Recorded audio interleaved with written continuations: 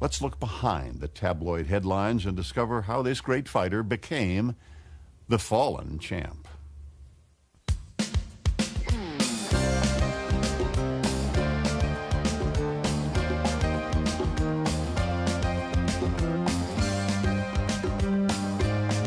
And Tyson was never meant to be a great champion. He didn't have the character.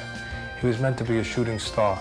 He was meant to be a sensational shooting star. It was like watching a pilot for a movie. Here's this kid, 13 years old. He's in reformatory. His life is about to head towards Attica or death. He was a great, great boxer. Walked the cuss was taking my gloves off. I said, what do you think? He said, that's a heavyweight champion of the world. That was a right to the body and an uppercut to the head, and Berbick is down.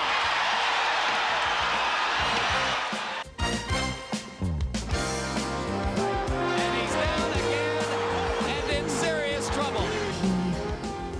He cannot control his temper. Mrs. Tyson did not want to sign a domestic violence complaint.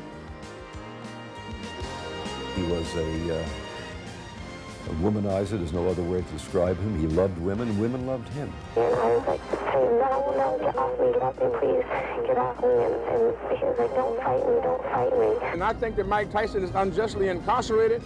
I think in Mike Tyson's particular case, the due process was derailed. We got to put it back on track again. I was asked, after 3 years in prison, could Mike Tyson beat Lennox Lewis? And I said, Mike Tyson can beat Lennox Lewis after 3 minutes in the electric chair. And I still believe I'm the best fighter in the world.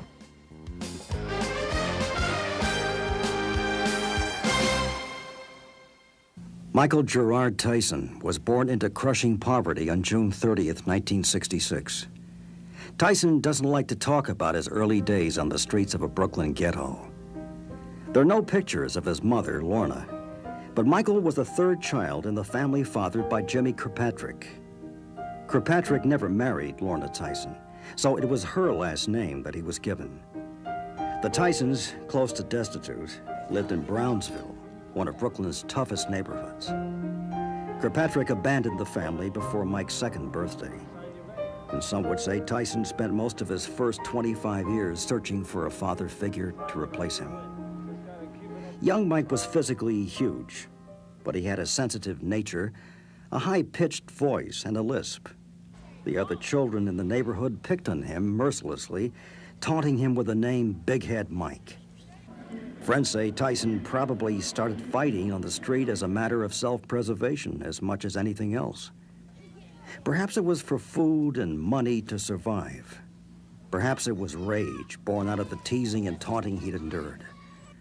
Tyson turned to muggings and robberies and would be arrested several times before the age of 12. Mike says when he was 9 years old, he was hanging out with kids 13, 14 years old because he was physically their size, but mentally, he wasn't there. He talked a lot about, seemingly unashamedly, about some of the bad things he did, mugging old ladies and doing, pulling off these mugging incidents, and as if, this is me and this was part of me, and take it for its worth. Tyson was in and out of reformatories, winding up in the Tryon School for Boys in upstate Johnstown, New York. Tyson had already decided he wanted to be a boxer and asked to see a staff member named Bobby Stewart, who'd been a professional and who taught at the facility. Stewart told the 12-year-old if he wanted to box, he'd have to straighten out. The words changed Tyson's life forever. I remember him the first time I saw him, they were marching through the biggest staff on campus. We're marching him through from their place to ours. They said, he's coming. We had to put him in a holding room, lock-up room. And they said, Stewie, to me, they said, he's bad. He's uncontrollable, fighting everything. He doesn't go his way. He said, Mr. Stewart, he said, I want to become a fighter. And I said, yeah, so are the rest of these guys. I said, but if you look, it takes you got to be a fighter. You got to be tough, disciplined. He said, you obviously aren't, or you wouldn't be here in the first place. And I said, I'll work with you. I said, if your behavior continues, one slip, I said, and you're done. I'm not going to spend my time. So it was just remarkable. I told him, when you go to school, I said, I don't care if you flunk every subject, but you behave. You behave, you don't act out, and you try. For 12-year-old Mike Tyson, perfecting the moves he learned from Stewart became an obsession. Long after lights out in the reform school, guards would hear Tyson grunting as he practiced into the night in the dark in his room. Perfecting technique became Tyson's obsession, and it didn't stop when he left trying, as Stewart found out when they went back into the ring. He hit me with a jab. I'd never been hit. I'd never been hit with a jab like that ever. And it rocked me, but I couldn't let him know. I grabbed him and tied him up. And so I acted like nothing went on. Boom, hit me again. Again, I tied him. I don't think he knew, because I wouldn't let on. If I let on, I couldn't let him overtake the staff. Bobby Stewart had trained in a small gym above the police station in the tiny town of Catskill, New York, learning his boxing from a veteran teacher named Cus D'Amato. D'Amato had also coached 2 world champions, Floyd Patterson and Jose Torres. So when Stewart's pupil Mike Tyson showed real promise, it was only natural that he would bring Tyson to D'Amato for a tryout. In 1979, the young Mike Tyson first climbed into this ring, and with D'Amato looking on, began to spar with Stewart. He was 27 years old, Stewart, and a former professional fighter. So obviously someone who should handle a 12-year-old kid. And Tyson showed extraordinary power and forced Stewart to open up to a point just to keep him in his place. You know, we always won 3 rounds. And after the second round, he was forcing me, you know, pushing me into the corner and stuff. I popped him. It wasn't really that hard, but it made his nose bleed in the spur. He got a bloody nose, and after the second round, I told him I had seen enough. And Mike said, we never stop after 2 rounds. We always go 3 rounds. And I saw Cus look over at one of the old timers he was with, and I said, boy, I got his attention already. We went to the 3rd round. He was as good as ever. And right there, I walked over to him, and I walked to Cus. Cus was taking my gloves off. And I said, what do you think? He said, it's a heavyweight champion of the world. At age 12, after a start that was far from promising, including crime, reform school, and no father, Mike Tyson's life suddenly had possibilities that didn't involve prison. Veteran trainer Cus D'Amato not only agreed to work with the young fighter, he took Tyson into the home he shared with Camille Ewald. The couple already had several young boxers living with them at the time. But when first offered the chance to live in the huge white house with its sprawling lawns, and when told he'd have a room of his own, Tyson couldn't believe it. He said, here's a kid coming out of a bad setting, going through a lot of stuff fast, moving in, you know, a black kid moving in with I think we're all white people. It's hard to adjust. I mean, he was scared. When I first brought him down here, I brought him into Cus's driveway. He said, what am I going to do? What's this? I said, this is where you're going to stay. Me? What am I going to do here? Take the garbage out? It was like watching a pilot for a movie. Here's this kid, 13 years old. He's in reformatory. His life is about to head towards Attica or death. And there's Cus, this then, 72-year-old old Italian guy from the Belmont section of the Bronx, is thinking his career was over. He had these 2 great champions in the 50s, Jose Torres and Floyd Patterson, and now he just was working with amateurs and delinquent kids, and he gets a new lease on life. Bobby Stewart brings him this unmistakable prodigy who's a monster in the gym. And I think that prolonged Cus's life and saved Mike's life. Tyson's new surrogate family was headed by D'Amato, who was already a boxing legend, having trained 2 world champions. When D'Amato talked, people in the fight business listened. Reporters and camera crews visited the small gym and Catskill home regularly. They saw that Tyson had immense potential, and they noticed he wasn't the typical rough street kid. Mike was shy. He was quiet. He was affectionate. He would come up to Camille in the kitchen and give her a hug, or even with the other boxers. And in the documentary that we made, there's a time when he takes this kid, Frankie, and just goes like this with him. And he could be playful, and he could be moody. He'd be, sad some days, happy others. And he was very determined about his, the way he was in the gym. He had a lot of concentration in the gym. And he was very fast. When you walk into the house, there's a kitchen table, and there's like a bench. It's further that goes around this way. And Mike is sitting there. And I look at him, and he's glaring at me. I look at this kid, and I thought he was probably like 18 or 20 years old. And then when they told me he was only 13, I just couldn't believe it. I love boxing too, and I like doing it for myself. But you know, I feel so bad, you know, like if anything go wrong, when I look sloppy, so many people that, you know, help me and everything to get me up here, and I just don't want to let them down. I can remember Mike asking me to borrow my bicycle. And I said, sure, you can take a ride on my bicycle. And he was looking, you know, he just couldn't believe that I would give him my bicycle. And then he broke the pedal, you know, and he was just waiting for me to, I guess, to explode. And when I said, don't worry about it, Mike, it's no big thing, it's just a pedal. And you could just see, he was just shocked that someone, you know, would do things like that for him. That's it, see, ain't no way he's gonna hit you then, right? And remember, it's always good to throw the punch where you could hit him and he can't hit you. That's what the science of boxing is all about. Trained to get away from punches, not only defensively to save himself, but to create openings for his power and for his speed. And he was taught that specific style, to elude punches, to slip the straight, and to weave the round, and to explode punches in the opening. I remember Coach showing him how to throw the uppercut with the proper snap, and Mike would come right over here in the mirror and just practice it for, like, you know, round after round. With D'Amato as the teacher, Tyson became an obsessive student of boxing. Not just technique, its history. While in the gym, he practiced D'Amato's peekaboo style, fighting with one's hands high, as if in a defensive screen. At home, he would spend even more time practicing moves, as he had late into the night in the reform school. And his spare time would be dedicated to studying old boxing films of fighters like Henry Armstrong and Jack Johnson. He studied the fighters. He studied their mannerisms. He became a boxing expert. He knew more about boxing fights than almost any human being alive. That's it, there you go. Now you got, again. Who's the last guy to stop? Time. Teenaged Mike Tyson had found something at which he could excel, and for which he would win praise and recognition. But flashes of his life on the street shone through. If I think about where I'm going to hit him and how many times I'm going to hit him, I have everything planned ahead of time. And if I hit him in the body once and I see that hurts, I'm going to hit him in the body at least 20 more times. And then if he's still up after the 20 more times, I'm going to hit him to the head. Well, he was like a sponge. He first of all, part of what makes a guy a good student is their assets, physically and mentally. Great physical assets, obviously. Speed, good reflexes, power.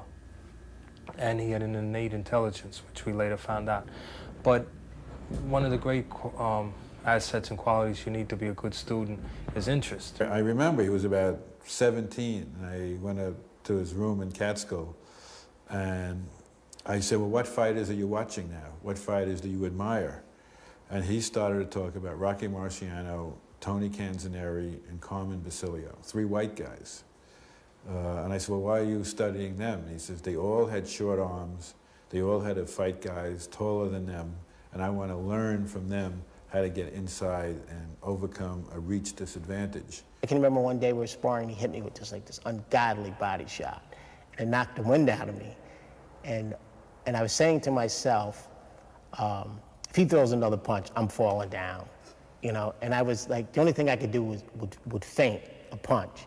And then there's a light here that shows when the light came on, I come walking to the corner, and I could barely breathe. And I can remember Teddy saying something to me, and I'm like, I can't catch my breath. It was just so powerful. I remember there were guys from Albany who were very experienced amateur fighters. They'd come down once or twice, spar with Mike. Gone. You would never see them again. Tyson chose a nickname, the Tan Terror, and started winning a series of fights. The victories, generally by quick knockouts, started making the local papers. But his growing reputation caused some problems. It became hard to find anyone to step into the ring with him in the local boxing cards known as smokers. They'd go down to the Apollo Boxing Club in the South Bronx, and they would have lots of fights there. Nobody would fight Tyson. He was 15 years old. Nobody wanted to get in the ring with him. Sometimes when Cuss would have the professional sparring partners come up to the gym, they would let Tyson go a few rings with him. They didn't want to fight with him. In '83 and '84, when he graduated to the senior division, where he was fighting men. He would be fighting men. Biggs. Later, as a pro, Tyson would knock him out. But under the Olympic scoring system, Biggs' light jabs counted as much as Tyson's sledgehammer blows. In the Olympic trials, Tyson lost and didn't make the team. He really got robbed. He really won. Mike should have been the Olympic champion. With his Olympic hopes dashed, Tyson went off to fight and win in Europe. Though without a gold medal, marketing Tyson would be tougher. Among the key backers at the D'Amato Boxing Club were veteran fight managers Bill Caton and Jimmy Jacobs, who would handle the early career of the promising teenager. Caton came up with a video you're now seeing, a compilation of Tyson's early fights, showing his devastating power. We made cassettes of all of Mike's fights and got them right out to the television stations. Even as Tyson was first turning pro, sports writers were not just hearing, they were seeing Tyson at work. His first professional fight was against Hector Mercedes. Didn't last long, and Tyson's reputation grew. It was in a small arena in Albany, seating only a few hundred people, and that's where Mike made his first appearance against Mercedes. Knocked him out, of course, in the first round. And he looked like an animal. I mean, when you saw him fight that way, and he fought that ferociously and that well. But what he was really doing was he was being effective. He was technically using what he was taught, and he was real good at it. Tyson might have been winning in the ring, but outside, he was to suffer devastating personal losses, just as his career was developing. His mother, who had stayed in Brooklyn and who he loved, though he rarely saw her, developed inoperable cancer. Tyson visited her one last time in the hospital, then she quickly died. Suddenly, all Tyson had left was his surrogate family. I think it was 83 or 82. So then it's at that point, after his mother dies, is when he asked Camille, would you be my mother? And then Cus, I think it was 84, became his legal guardian. In 1985, Tyson fought 15 pro bouts, all ending in knockouts before the fourth round.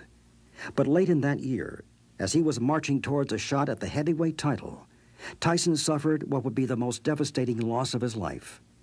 November 4th, Cus D'Amato, the man who replaced what little real family Tyson had, died. Before his 20th birthday, Tyson was once again emotionally alone.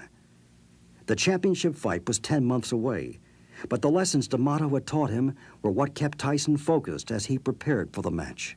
And I asked Mike, as we were driving along one that day, I said, Mike, what would Cus say about this guy, about Berbick? And he said, what do you mean? I said, what kind of fighter do you think Cus would say this guy is? Because I wanted Mike to know exactly what level fighter Berbick was, so he wasn't too terrified, too afraid, too nervous. And Mike thought about it for a second. He said, well, Cus would say this guy's a tomato can. And I said, I just wanted to see if you think the same way I do. He said, yeah. That was a right to the body and an uppercut to the head, and Berbick is down. 19-year-old Mike Tyson dispatched Berbick in the second round, the former street thug becoming the World Boxing Council's heavyweight champion. Tyson, moments after being handed the championship belt, would dedicate the victory to the memory of his teacher, Cus D'Amato. Mike Tyson's managers, starting with Cus D'Amato, had kept the young boxer in the ring, fighting every 3 or 4 weeks. But as the new WBC heavyweight champ, Mike Tyson fought just 4 times in 1987, consolidating the title, with wins over James Smith, Pinklin Thomas, and Tony Tucker, and defending the crown with a revenge victory over Tyrell Biggs, the man who'd won the Olympic medal Tyson had been denied. In 1988, there would be 3 successful defenses, culminating in the sensational knockout of Michael Spinks in Atlantic City. Michael Spinks has to keep moving because every shot... Uppercut landed inside, and Spinks went down. That is the first time Michael Spinks has ever been down in a professional fight. And he's down again and in serious trouble.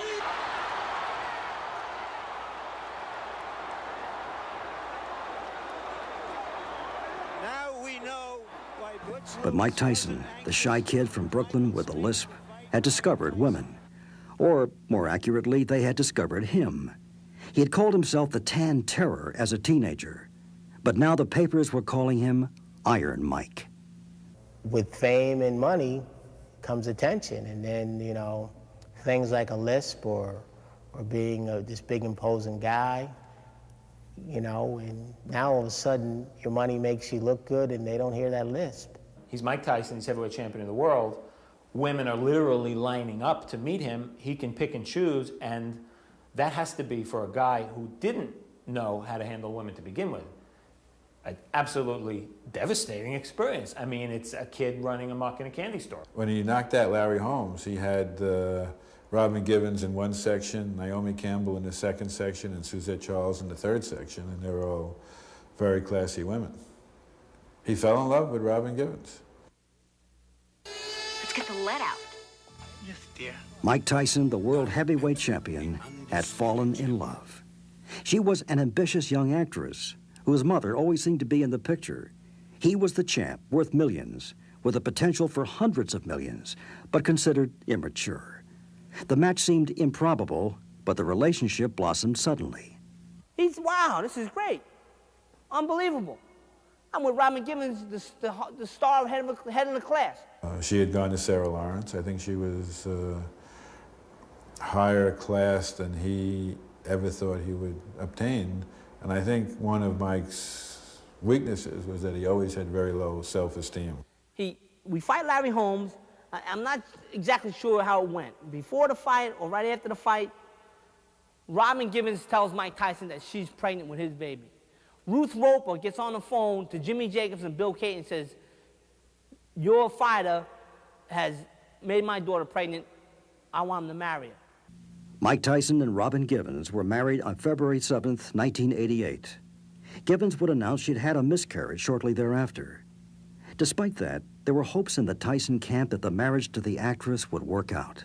Of course, the idea of Mike being married was something that appealed to me. I felt it would give him a certain stability. He was a womanizer. There's no other way to describe him. He loved women, and women loved him. And I felt that this was a good step. I was all in favor of his marriage. The tabloid headlines were still to come. The published reports of fights in the Bernardsville, New Jersey mansion Givens and Tyson had bought. Tyson, though, was already telling his friends that the marriage wasn't working. And those who spent time with Tyson daily saw a dangerous trend, with Robin Givens and her mother taking over. He beats Tubbs. On the plane ride back, Robin Givens and Ruth Roper announced, I'm Mrs. Tyson. Everything goes through me. And they start spending his money. Before they got married, she was terrific. She was kind, she was warm, she was considerate. But once they got married, she announced, I'm Mrs. Mike Tyson, and I'm taking over. And when I heard that, I knew we were in trouble. I knew Mike was in trouble. I said, this is going to be bad. This is bad. This is bad. And from then on, she tried to pull him away. And in Tokyo, in '88, after 1 month of marriage, he came in the room one day and started crying. And he put his head on my shoulder. I said, what's the matter? And he said, I made a mistake. I said, what? He said, I shouldn't have gotten married. This is bad. I shouldn't have gotten married. I said, Mike, everything's going to be okay. This will be okay. I was wrong. I was wrong. Just how wrong was becoming clear. Tyson and Givens were driving one of his Bentleys when they started arguing. Tyson became so angry that he jumped out of the vehicle and told surprised police officers they could keep it, though the next day he sent an aide to get it back. In training, Tyson looked great as he prepared for another title defense. But outside of the gym, things were getting badly out of control.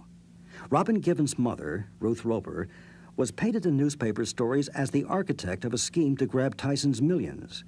Givens rushed to her mother's defense on live television. I plan to be here today because I'm angry, because my mother, who has been the best mother and clearly become Michael's mother, and if you can just see their relationship, it's a beautiful relationship, is really being crushed by all this. Sensational charges flew. Allegations that Givens and her mother were trying to eliminate the people who'd brought Tyson to greatness. Givens portrayed herself as a loyal wife, trying to protect her husband against boxing sharks, who she claimed were stealing Tyson's money. With a vicious behind-the-scenes battle for control, only in the ring did Tyson seem safe. But that, too, would change. His fight with Spinks, he may have been one of the two best heavyweights of all time. The moves he made in that fight were extraordinary to knock out Spinks, who was a very capable fighter in 91 seconds. But then he fired Kevin. He broke off from me. Ruth Roper hits Bill Caton with a lawsuit the day of the fight that I know in my heart Mike Tyson knew nothing about. 1988 became a blur of embarrassments and disasters for the champ. Just 2 months after the triumph of the Spinks fight and the break from his longtime manager and trainer, Tyson was arrested after breaking his hand in a street brawl with Mitch Green, a boxer he'd beaten 2 years earlier in the ring. The argument had begun inside a boutique in Harlem. Green, verbally, hit directly at Tyson's weak spot. He's a young, dumb knucklehead that got to ask his wife for permission to do whatever he do. You understand what I'm trying to say? Mitch Green wasn't the only one saying it. And it seemed Tyson would have to choose between his old friends and his new wife. Robin Givens was saying his manager, Bill Caton, had cheated him, that he needed to change the people handling his career. What wasn't widely known was that she and her mother had been getting advice from Don King, the colorful and controversial boxing promoter. King is painted by Tyson's early friends as one of the principal villains in the story. And it was almost as if Robin Givens was the jab that set him up for the right hand of Don King. I'm a controversial figure because I succeed in spite of, not because of. Many people that have been beleaguered with the problems that I've been assaulted and assailed with would have been gone a long time ago. They wouldn't even be here. Don King had become Tyson's new father figure. If Tyson had spent his life in search of someone to replace the dad he'd never had, friends say, starting from when he was very young, often his choices didn't work out. When you're out in the street looking for guidance, you know, who do you get it from? I know it's easy to get attached to people. Sometimes you realize later in life that your friends were really your worst enemies. Mike Tyson was the world heavyweight champion. And on the streets of Brownsville, where he'd spent his early years, there were murals in his honor.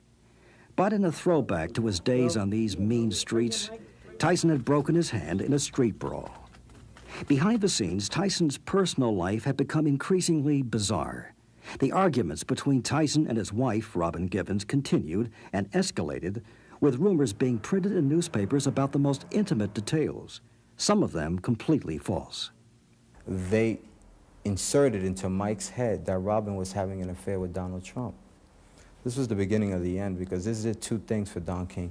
It put Mike's perfect marriage on the rocks, and it also cracked the relationship that Donald Trump had with Tyson. Trump, the prominent New York developer, had tried to straighten out Tyson's increasing financial and management problems and secure Tyson's fights as an attraction for his Atlantic City hotels.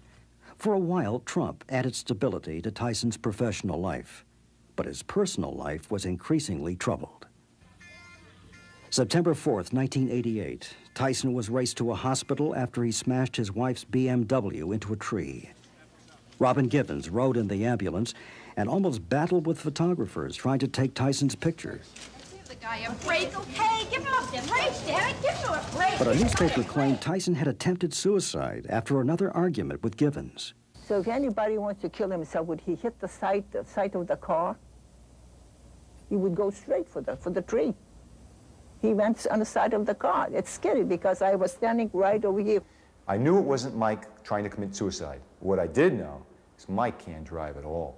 Mike just can't drive, so I just brushed that off. That was so silly. Why didn't he try it again with another BMW? Had 25 cars. So it was so silly, it was ridiculous. Michael is intimidating, to say the least. I think that there's a time when he cannot control his temper. His temper wasn't the only thing getting out of control. Tyson and Robin Givens appeared on the ABC program 2020, and Tyson sat there docilely as his wife ripped him apart on national television. But the most damaging line about the world champion was yet to come. Michael is a manic depressive. He is. I mean, that's just a fact. And just recently, I've become afraid. I mean, very, very much afraid. I like to raise hell, I mean, because that's basically my nature. I mean, coming from my background and everything, but I mean, I'm not a violent guy. I would never want to hurt anyone. One of them was going to hurt each other, and she decided to do it that night to expose what they were going to, because Robin never realized that Mike's buttons were being pushed. When we walked into that house, he was a 200-pound gorilla. Robin does the 20/20 and paints this brutal picture of Mike Tyson. He looked like he was dazed, like he just wasn't there. It was a few days later, that, you know, he blew his stack. At no time did the police observe Mr. Tyson strike or threaten anyone. Blowing his stack, this time, meant a huge argument with Givens in which Tyson reportedly hurled furniture out of the window of the Bernardsville mansion the couple shared. Soon the police arrived. They just as quickly left. But Tyson's marriage was in shambles, as was his image. They convinced Mike that he was manic depressive, which he wasn't. In fact, Mike actually stated to the press that he was manic depressive. They put him, when I say they hired or retained the services of a psychiatrist who put him on lithium, a very dangerous mind-altering drug, so that, and kept reminding Mike to take the drug, which he should never have taken in the first place. It was time for major damage control, and Tyson's longtime friend stepped in, hiring their own psychiatrist.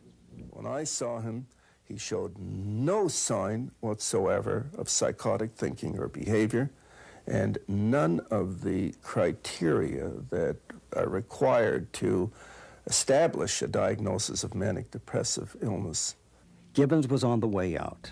But despite the favorable diagnosis, Tyson's temper was so frayed that one morning when he spotted a cameraman taping his training run, he hurled his Walkman at the lens. Tyson wouldn't admit it, but his breakup with Givens was not something he wanted. His friends say he really was in love with his wife. I made a huge mistake. I forgot what it was like for a young guy to think he was in love, to be in love, to think you're in love, and lose the woman of your dreams, to lose this woman. For whatever reason, Mike was distraught. He was really sad. He didn't show it, he's a professional, but I should have realized he was that sad, that emotionally distraught. And I should have stayed with him, I should have been with him, I should have taken him on a trip somewhere to make him forget his troubles, and he would have been fine. That was my mistake. Because everything was chaos. I was fighting with a wife, with managers, you know, with promoters and managers fighting. I was torn between everybody because I wanted to be loyal to everyone. I never had a chance to be loyal to myself. I think he became more and more of a lost soul. Trained less and less, hung out more and more with these pimps and drug dealers and rap musicians. And there was no one in his life to reinforce the positive values, and no one in his life who loved him enough to say, no, you can't do that. By all accounts, Mike Tyson was headed for a fall. He was still fighting, and for the moment holding on. But those who taught him and saw him rise were seeing their hard work evaporate. February 25th, 1989, Mike Tyson beat underdog Frank Bruno. But Bruno started strong. Tyson, for the first time, seemed less than invincible in the ring. He'd no longer slip punches. He came right in straight. He didn't bob and weave. He didn't punch in combination. He was no longer the same fighter he was when he was being taught by Kevin Rooney. He rocks Tyson in the first round. Rocked him. He doesn't finish him. He should have. He doesn't. Mike knocks him out in the fifth round. I saw 100 mistakes. 100. Tyson wasn't really challenged when he knocked out Carl Williams 5 months later in a first-round walkover.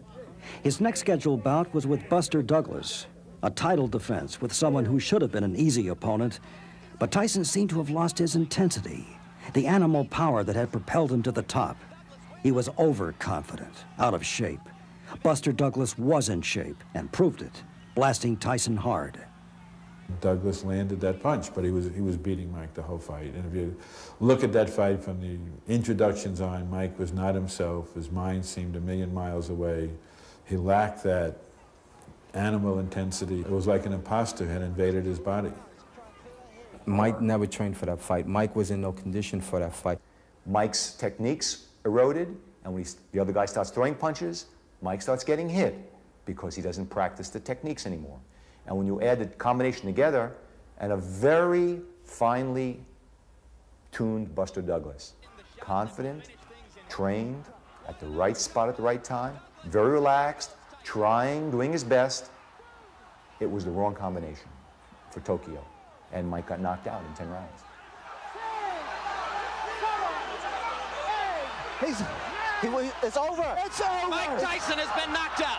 And when I was champion, I gave everybody a chance, and I didn't like anyone making any kind of excuses when I beat them. So by all means, I'm not going to make any excuses. I lost. The reason I lost you know what I mean, not irrelevant. Just a loss is a loss. You take the bitter with the sweet, so we on crack. And I still believe I'm the best fighter in the world. Just give me another chance. The titles are meant to be won and they're meant to be lost. These things happen. But, you know, like I said, I'm the former champion. Just give me a rematch. Tyson wanted to fight Douglas again, but Don King didn't seem to be pushing hard for the rematch. As the controversy swirled, there were even louder questions about the pairing of the ex-champ and the promoter. Allegations that King's side called sour grapes. Complaints that King should not try to be both Tyson's manager and promote his fights. A manager tries to get as much money for his fighter as possible. A promoter tries to pay the fighter as little as he can because he keeps the difference between the income and what he pays the fighter. So there's a basic conflict of interest between a promoter and a fighter. Though he'd started his boxing comeback with a series of 4 impressive victories, Tyson went out of the gym, was alone and isolated. Then Don King asked him to come to the Miss Black America pageant in Indianapolis, saying it would help his tarnished image. Tyson's bodyguard and chauffeur says Tyson was in no mood to go, having spent the day at a memorial service for a friend. Don insisted that he do this Indianapolis thing. He needed to do this because he needed to go there and represent all the black people of America, and it's your duty, you're a black man, and he hides behind that black rage of black and black and black, and finally he gets to this guy to a point where he says, all right, I'll go. Just leave me alone. Get us 2 tickets and we'll be there. I was on that US Air flight with Mike Tyson that morning prior to boarding when Dale Everett's, Mike Tyson's, Don King's nephew, police officer, shows up that Don King has a new set of orders, that they're escorting Mike Tyson to Indianapolis, and I'm to drive one of the Ferraris back to Ohio and wait for Mike to come home. Hello, my name is Desiree. Mike Tyson would later say his evening with Desiree Washington hadn't seemed that out of the ordinary to him. But the teenage Miss Black America contestant story, told to a 911 operator, was of a date she'd remember for all the wrong reasons. I went out with this person in the limousine that night, and the person told me that he had to go in to get his bodyguard and asked me if I wanted to come in for a second. And I said, oh, okay, fine, thinking that this was a nice person. And we went in, and the person started attacking me. The report coming into Indianapolis Police Headquarters July 19, 1991, was the kind of sad story police hear all the time. But this time, the accused rapist was Mike Tyson, a world-renowned heavyweight boxer. I came out of the bathroom, and this person was in his underwear, and he just basically kind of did what he wanted to do, and he kept saying, don't fight me, and I was like saying, no, get off me, please, get off me, and he was like, don't fight me, and the person was a lot stronger than I was, and he just did what he wanted, and I was saying, stop, please, stop, and he just didn't stop, and okay, now who's wrong? Mike Tyson had met Washington when he was brought to the Miss Black America pageant by promoter Don King. The visit was a publicity stunt in the middle of Tyson's preparation for his first big money fight after losing the World Heavyweight Championship. Tyson had asked Washington out on a date. She'd accompanied him back to room 606 in the Canterbury Hotel, his room, well after midnight. Tyson's account of what happened, recorded on audio tape when he testified before a grand jury, was that the only thing he'd done wrong was not treating Washington nicely after they had sex. He hadn't walked her to the door. I said, I want you. She said, I want to be me and you alone. Yeah. I want you. Yeah. Yeah, what did she say? She said, okay, just call me. Did you say anything else? No, I had to leave. He's grabbed every woman in town. Mike Tyson was used to fans and victories. But when he came to the Marion County Courthouse, he was headed for the worst defeat of his life. Tyson would see what was left of his glory stripped from him, as a jury of 8 men and 4 women convicted the former world heavyweight boxing champion of rape. Sentenced to 6 years in prison, Tyson was led away in handcuffs. He's been convicted beyond a reasonable doubt. He's a convicted felon. He's a rapist. He needs to go to penitentiary like everybody else does. Every minute that Mr. Tyson is in confinement is a minute of It injustice. had been more than half his lifetime since young Mike Tyson had spent his time behind bars, and Tyson's attorneys battled, unsuccessfully, to keep him out of jail pending an appeal. But the conviction on rape charges proved more than a legal knockdown. and it sounded as if it might be the final bell. Mike Tyson seemed to have destroyed himself as spectacularly as he'd burst upon the scene. Tyson was never meant to be a great champion. He didn't have the character. He was meant to be a shooting star. He was meant to be a sensational shooting star. But halfway through his sentence, in an interview, Tyson said that when he emerged from prison, he'd fight again. And he declared he isn't upset with a woman who'd accused him of date rape. I'm not angry at it. I just despise their actions. Welcome to Larry King Live. Tonight on our King Size Week, Mike Tyson. So there's no bitterness? Or is there? I'm not bitterness, but, this is one time I would like to have a little revenge. You know what I mean? I always go from this perspective. Whatever happens, you know what I mean? And sometimes you hit me with your best shot, and we see how I handle it. But when the same thing happens to you, we must always remember never to take it personal. I never take this personal. Tyson's friends say it was the completion of a tragic circle. Tyson was totally alone. The key figures in his life were gone, just when Iron Mike needed them most. If any lesson that Mike Tyson has taught me, as my experience, is that